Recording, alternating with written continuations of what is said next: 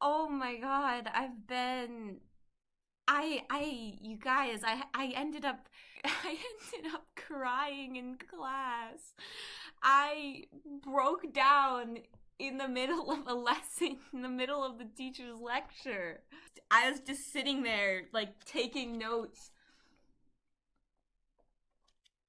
while crying because right before I had seen the thing. Gladys' classmates asking why she's crying. They will never. I was like, oh god, what do I say if someone asks me why I'm crying? I lost someone important to me.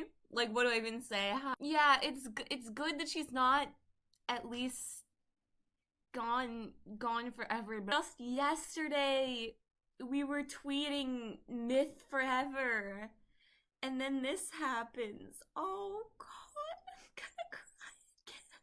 Oh, I feel so stupid for crying over anime YouTubers. But I can't help it. Oh. It's enough to make a grown man cry. I'm terrible with serious things.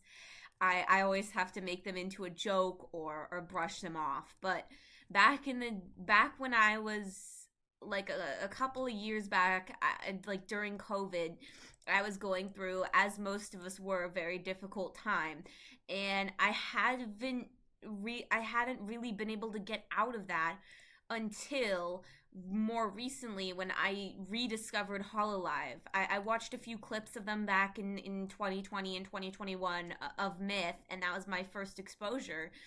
And I never really got into it though until I kind of rediscovered it through one of Narissa's covers. I was having a really hard time. I felt lost.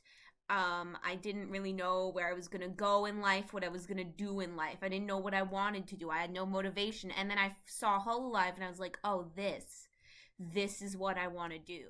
I never would have seen that cover of Narissa if Hollow Myth didn't exist and they didn't pave the way. And I never would have known even what a Hololive was or to look into it deeper if I hadn't seen those clips back then of like Kiara and Gura. And it's just like, I owe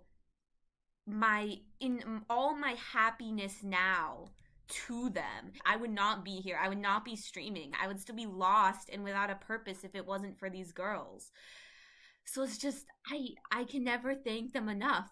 And that's part of the reason I want to join Hololive so badly, to contribute and to provide the same feeling of salvation and understanding to other lost girls like me.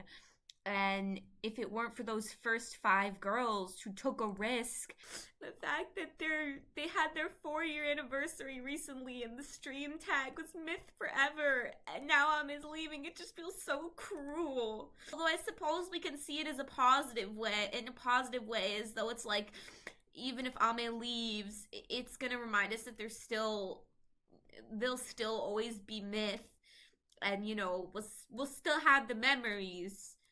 As Dr. Seuss, I think it was Dr. Seuss who said it, don't cry because it's over, smile because it happened. But I can't stop crying. It's hard for anyone to imagine the 5 of them being 4 of them. Because it's always been Ame there in the middle, doing things a different way than everyone else, but doing things her own Ame way, revolutionizing the industry, creating so many opportunities, creating opportunities for independent VTubers, for VTubers to even be a thing. It's just, God.